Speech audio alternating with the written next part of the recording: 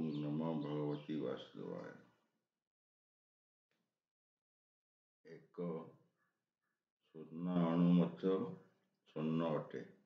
ସମୁଦ୍ରର ଏକ ଜଳବିନ୍ଦୁ ମଧ୍ୟ ଲବଣାକ୍ତ ଅଟେ।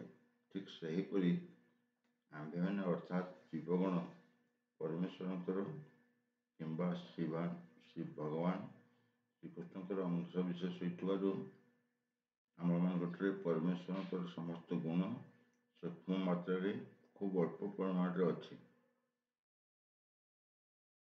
କାରଣ ଆମ୍ଭେମାନେ କ୍ଷୁଦ୍ର ଈଶ୍ୱର ବା ଅଧସ୍ତନ ଈଶ୍ୱର ଅଟୁ। ଆମ୍ଭେମାନେ ପ୍ରକୃତିକୁ ନିୟନ୍ତ୍ରଣ କରିବାକୁ ଚେଷ୍ଟା କରୁଛୁ। ଯେପରିକି ଆଜିକାଲି ଆମ୍ଭେମାନେ ଅନ୍ତରିକ୍ଷକୁ କିମ୍ବା ଅନ୍ୟ ଲୋକକୁ ଗ୍ରହ ଉପଗ୍ରହ ଆଦିକୁ ନିୟନ୍ତ୍ରଣ କରିବାକୁ ଚେଷ୍ଟା କରୁଛୁ। ଏହି ନିୟନ୍ତ୍ରଣ କରିବାର ପ୍ରବୃତ୍ତି ଆମ୍ଭମାନଙ୍କଠାରେ ଅଛି, କାରଣ ଏହା କୃଷ୍ଣଙ୍କଠାରେ ଅଛି। ଯଦିଓ ଭୂତ ପ୍ରକୃତିକୁ ନିୟନ୍ତ୍ରଣ କରିବାର ପ୍ରବୃତ୍ତି ଆମମାନଙ୍କର ଅଛି, ତଥାପି ଆମମାନଙ୍କୁ ଏହା ଜାଣି ରଖିବାକୁ ହେବ ଯେ ଆମ୍ଭେମାନେ ପରମ ନିୟନ୍ତ୍ରଣକାରୀ ନୁହଁ। ଏହା ଭଗବତ ଗୀତାରେ ବୁଝାଇ ଦିଆଯାଇଛି। ଭୂତ ପ୍ରକୃତି କ'ଣ? ଏହାକୁ ଭଗବତ ଗୀତାରେ ଅପରା ପ୍ରକୃତି ବା ନିଚତର ପ୍ରକୃତି ବୋଲି ବର୍ଣ୍ଣନା କରାଯାଇଛି। ଜୀବକୁ ଉଚ୍ଚତର ପ୍ରକୃତି ବୋଲି କୁହାଯାଇଛି। ଉଚ୍ଚତର ହେଉ ବା ନିଚତର ହେଉ, ପ୍ରକୃତି ସର୍ବଦା ନିୟନ୍ତ୍ରଣର ଅଧୀନ। ପ୍ରକୃତି ସ୍ତ୍ରୀଲିଙ୍ଗ। ଠିକ୍ ଯେପରି ସ୍ତ୍ରୀର କାର୍ଯ୍ୟାବଳୀ ପୁରୁଷ ଦ୍ୱାରା ନିୟନ୍ତ୍ରିତ ହୁଏ, ଠିକ୍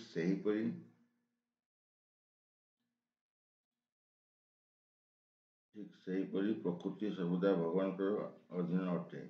ଭଗବାନ ହେଉଛନ୍ତି ପ୍ରଭାବଶାଳୀ ବା ପ୍ରଭାବ ବିସ୍ତାରକାରୀ ପରମ ପୁରୁଷ ଏବଂ ପ୍ରକୃତି ଭଗବାନଙ୍କ ଦ୍ୱାରା ପ୍ରଭାବିତ। ଜୀବଗଣ ଓ ଭୂତ ପ୍ରକୃତି ଉଭୟ ପରମେଶ୍ୱରଙ୍କ ଦ୍ୱାରା ନିୟନ୍ତ୍ରିତ ଓ ପ୍ରଭାବିତ। ଗୀତାବାଣୀ ଅନୁଯାୟୀ ଯଦିଓ ଜୀବଗଣ ଭଗବାନଙ୍କର ଅଂଶବିଶେଷ ଅଟନ୍ତି, ତଥାପି ସେମାନଙ୍କୁ ପ୍ରକୃତି ବୋଲି ଗ୍ରହଣ କରିବାକୁ ପଡ଼ିବ।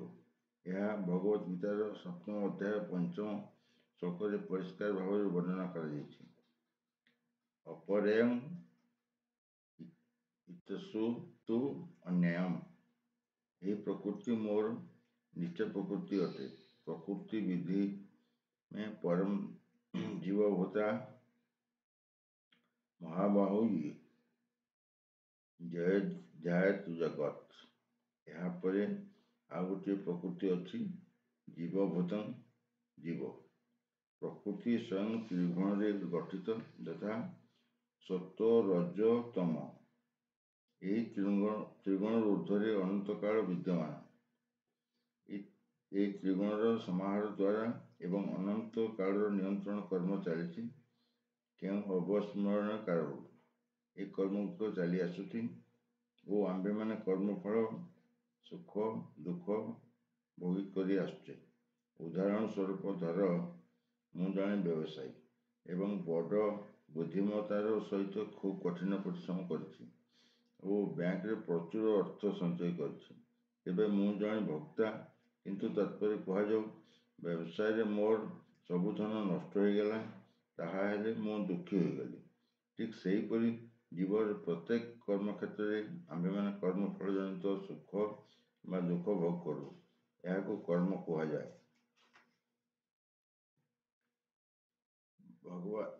ଭଗବତ ଗୀତାରେ ଈଶ୍ୱର, ପରମେଶ୍ୱର, ଜୀବ, ପ୍ରକୃତି, ଅନନ୍ତ କାଳ ଏବଂ କର୍ମ ଏସବୁ କଥା ବର୍ଣ୍ଣନା କରାଯାଇଛି। ଏହି ପାଞ୍ଚଟି ମଧ୍ୟରୁ ଭଗବାନ, ଜୀବ, ଭୂତ ପ୍ରକୃତି ଏବଂ କାଳ ସମୟ ଶାଶ୍ୱତ ଅଟେ। ପ୍ରକୃତି ପ୍ରକାଶ ଅସ୍ଥାୟୀ ହୋଇପାରେ, କିନ୍ତୁ ମିଥ୍ୟା ନୁହେଁ। କେବଳ ଦାର୍ଶନିକ କହନ୍ତି ଯେ ଭୂତ ପ୍ରକୃତିର ପ୍ରକାଶ ମିଥ୍ୟା ଅଟେ, କିନ୍ତୁ ଭଗବତ ଗୀତାର ଦର୍ଶନ ଅନୁଯାୟୀ କିମ୍ବା ବୈଷ୍ଣବ ଦର୍ଶନ ଅନୁଯାୟୀ ଏହା ମିଥ୍ୟା ନୁହେଁ। ଏ ପୃଥିବୀର ପ୍ରକାଶ ମିଥ୍ୟା ବୋଲି ଗୃହୀତ ହୋଇନାହିଁ। ଏହା ବାସ୍ତବ ବୋଲି ଗୃହୀତ ହୋଇଛି, କିନ୍ତୁ ଏହା ଅସ୍ଥାୟୀ ଅଟେ। ଏହା ଆକାଶରେ ଭାସମାନ ଏକ ମେଘଖଣ୍ଡ ସଦୃଶ କିମ୍ବା ଶସ୍ୟର ପୁଷ୍ଟି ସାଧନ କରୁଥିବା ବର୍ଷା ଋତୁର ଆଗମନ ସଦୃଶ ଅଟେ।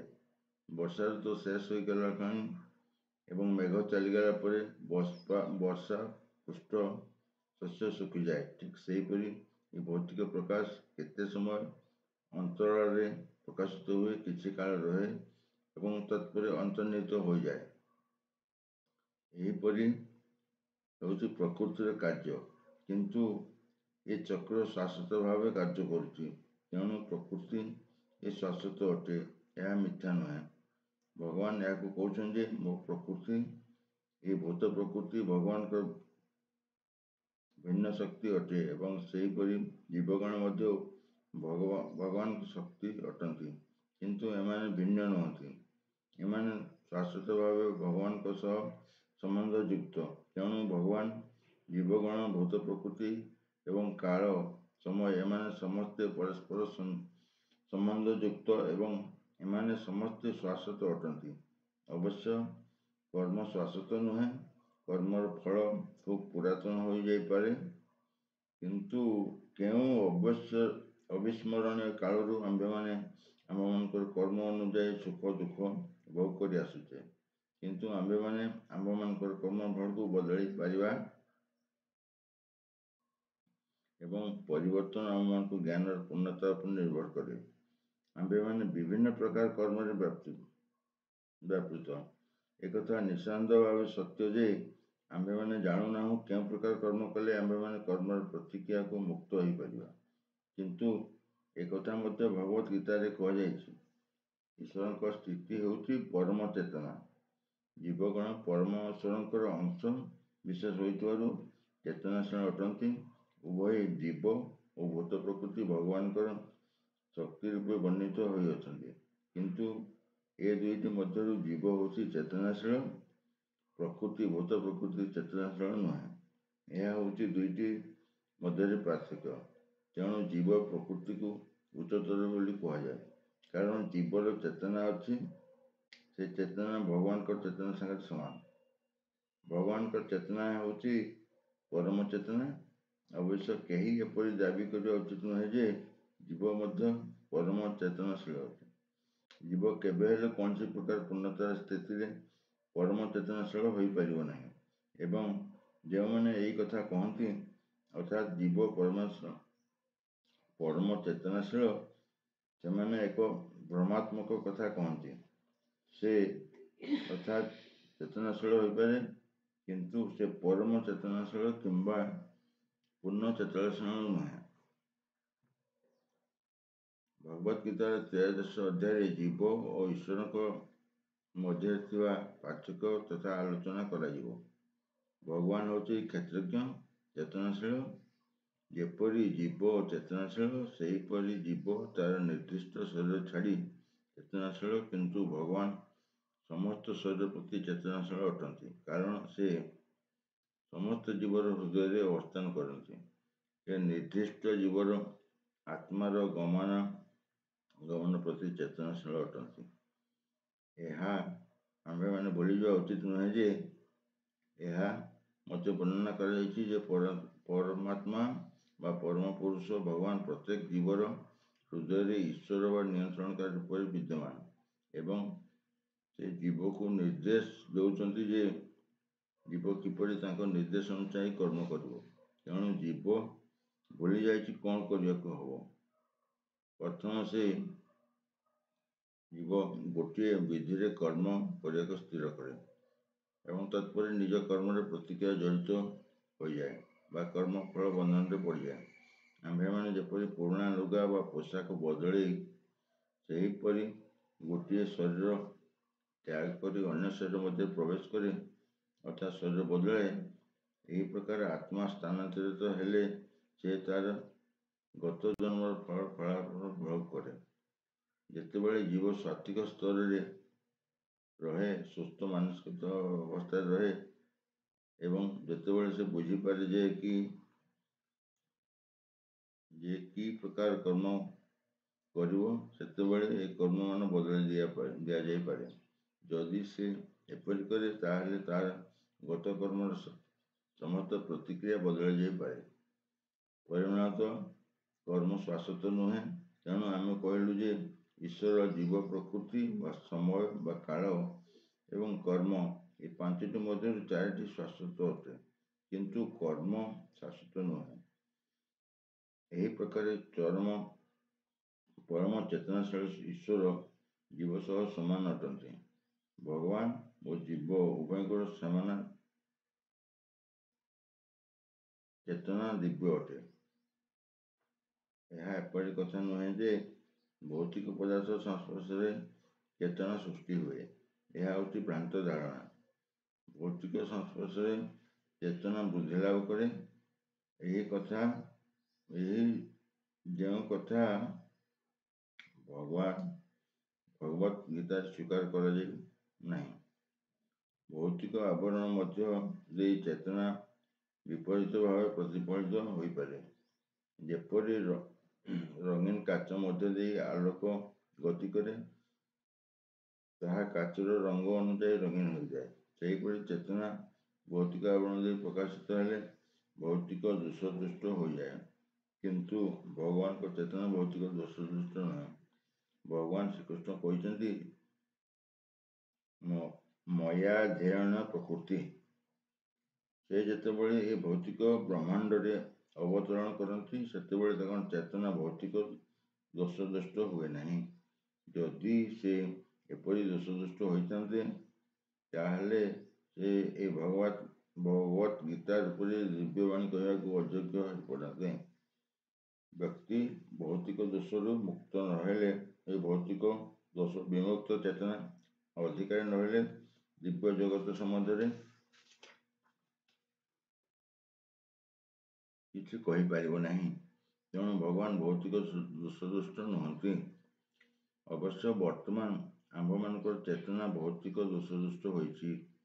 ଭଗବତ ଗୀତା ଆମ୍ଭମାନଙ୍କୁ ଶିକ୍ଷା ଦେଉଛି ଯେ ଆମ୍ଭମାନଙ୍କୁ ଏ ଭୌତିକ ଦୋଷଯୁକ୍ତ ଚେତନାକୁ ବିଶୁଦ୍ଧ କରିବାକୁ ପଡ଼ିବ। ବିଶୁଦ୍ଧ ଚେତନାରେ କର୍ମ କଲେ ଆମମାନଙ୍କର କର୍ମ ଈଶ୍ୱରଙ୍କ ଇଚ୍ଛା ଅନୁଯାୟୀ ସମ୍ପାଦିତ ହେବ ଏବଂ ତାହେଲେ ଆମ୍ଭେମାନେ ସୁଖୀ ହେବା। କିନ୍ତୁ କଥାଟା ଏହା ନୁହେଁ ଯେ ଆମ୍ଭେମାନେ ସମସ୍ତ କର୍ମ ତ୍ୟାଗ କରିଦେବା, ବରଂ ଆମମାନଙ୍କର ବିଶୁଦ୍ଧ ହେବା ଉଚିତ, କର୍ମ ବିଶୁଦ୍ଧ ହେବା ଉଚିତ। ଏହି ବିଶୁଦ୍ଧ କର୍ମକୁ ଭକ୍ତି କୁହାଯାଏ। ଭକ୍ତି ଯୋଗରେ କରାଯାଇଥିବା କର୍ମ ସାଧାରଣ କର୍ମ ଭଳି ପ୍ରତୀତ ହୁଏ, କିନ୍ତୁ ତାହା ଦୋଷଦୃଷ୍ଟ ନୁହେଁ। ଏକ ମୂର୍ଖ ବ୍ୟକ୍ତି ବା ଅଜ୍ଞ ବ୍ୟକ୍ତି ଦେଖିପାରେ ଯେ ଜଣେ ଭକ୍ତ ଏକ ସାଧାରଣ ମାନବ ଭଳି କାମ କରୁଛି, କିନ୍ତୁ ଅଳ୍ପ ଜ୍ଞାନ ସମ୍ପନ୍ନ ଯେ ବ୍ୟକ୍ତି ଜାଣେ ନାହିଁ ଯେ ଭକ୍ତର କର୍ମ କିମ୍ବା ଭଗବାନଙ୍କ କର୍ମ ଦୂଷିତ ଚେତନାରେ ଭୌତିକ ଦୋଷଯୁକ୍ତ ନୁହେଁ। ସେ କର୍ମ ପ୍ରକୃତିର ତ୍ରିଗୁଣର ଊର୍ଦ୍ଧ୍ୱରେ ସମ୍ପାଦିତ ହୁଏ।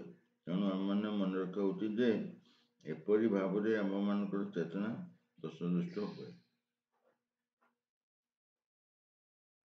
ଯେତେବେଳେ ଆମେମାନେ ଭୌତିକ ଦୋଷଦୃଷ୍ଟ ହୋଇଯାଉ, ସେତେବେଳେ ଆମମାନଙ୍କୁ ବୁଦ୍ଧ ଜୀବ ବୋଲି କୁହାଯାଏ। ମୁଁ ଯେ ଭୂତ ପ୍ରକୃତିରୁ ଉଦ୍ଭବ, ଏହି ଯେଉଁ ଧାରଣା, ଏହା ମିଥ୍ୟା ବୋଲି ଚେତନାର ପ୍ରକାଶ ଅଟେ। ଏହାକୁ ମିଥ୍ୟା ଅହଙ୍କାର କୁହାଯାଏ। ଯେଉଁ ବ୍ୟକ୍ତି ଶାରୀରିକ ଧାରଣାର ବଶବର୍ତ୍ତୀ ତଥା ନିଜକୁ ଏ ଶରୀର ବୋଲି ଭାବେ ଏବଂ ସର୍ବଦା ସେହି ଚିନ୍ତାରେ ହିଁ ନିମଗ୍ନ ଥାଏ, ସେ ତାର ପ୍ରକୃତ ସ୍ୱରୂପ ବୁଝିପାରିବ ନାହିଁ।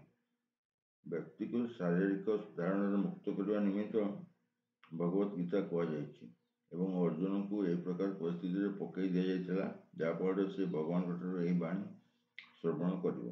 ବ୍ୟକ୍ତିକୁ ଦୈହିକ ଧାରଣାରୁ ମୁକ୍ତ ହେବାକୁ ପଡ଼ିବ। ଏହା ଯୋଗୀର ପ୍ରାଥମିକ କାର୍ଯ୍ୟ ଅଟେ। ଯେଉଁ ବ୍ୟକ୍ତି ମୁକ୍ତ ହେବାକୁ ଇଚ୍ଛା କରେ, ସେ ପ୍ରଥମତଃ ଏହି ଧାରଣା ବଶବର୍ତ୍ତୀ ହେବ ଯେ ଏ ଭୌତିକ ଶରୀର ନୁହେଁ। ମୁକ୍ତି ଅର୍ଥ ହେଲା ଭୌତିକ ଧାରଣାରୁ ମୁକ୍ତ ହେବା। ଶ୍ରୀମଦ୍ ଭାଗବତମରେ ମଧ୍ୟ ମୁକ୍ତିର ସଂଜ୍ଞା ଦିଆଯାଇଛି। ମୁକ୍ତିର ଅର୍ଥ ଏ ଭୌତିକ ଜଗତରେ ଦୂଷିତ ଧାରଣାରୁ ମୁକ୍ତ ଏବଂ ଶୁଦ୍ଧ ଚେତନାର ଅବସ୍ଥାନ। ଭଗବତ ଗୀତାର ସମସ୍ତ ଉପଦେଶ ଏହି ଶୁଦ୍ଧ ଚେତନାକୁ ଜାଗ୍ରତ କରାଇବା ନିମିତ୍ତ ଉଦ୍ଦିଷ୍ଟ ଏବଂ ସେଥିପାଇଁ ଆମ୍ଭେମାନେ ଗୀତାର ଶେଷ ଅଧ୍ୟାୟରେ ଦେଖିବାକୁ ପାଉଁ ଯେ ଭଗବାନ ଶ୍ରୀକୃଷ୍ଣ ଅର୍ଜୁନଙ୍କୁ ପଚାରୁଛନ୍ତି ଯେ ବର୍ତ୍ତମାନ ଶୁଦ୍ଧ ଚେତନାରେ ଅଛନ୍ତି କି ନାହିଁ। ଶୁଦ୍ଧ ଚେତନାର ଅର୍ଥ ଭଗବାନଙ୍କ ଉପଦେଶ ଅନୁଯାୟୀ କାର୍ଯ୍ୟ କରିବା ଏହା ହେଉଛି ଶୁଦ୍ଧ ଚେତନାର ସମଗ୍ର କଥା। ଚେତନା ତ ଆମମାନଙ୍କ ମଧ୍ୟରେ ଅଛି, କାରଣ ଆମ୍ଭେମାନେ ଭଗବାନ ପରମ ଚେତନାଙ୍କର ଅଂଶ ବିଶେଷ। ତେଣୁ ଆମମାନଙ୍କ ପକ୍ଷରେ ଏହି ବିପଦ ଅଛି ଯେ ଆମ୍ଭେମାନେ ନିତ୍ୟ ଚେତନା ଅର୍ଥାତ୍ ଭୌତିକ ଗୁଣ ଦ୍ୱାରା ପ୍ରଭାବିତ ହୋଇଯାଉ, କିନ୍ତୁ ଭଗବାନ ପରମ ଚେତନା ହୋଇଥିବାରୁ ପ୍ରଭାବିତ ହୁଅନ୍ତି ନାହିଁ। ଏହା ହେଉଛି ପରମେଶ୍ୱର ଓ ବଦ୍ଧଜୀବ ମଧ୍ୟରେ ପାର୍ଥକ୍ୟ।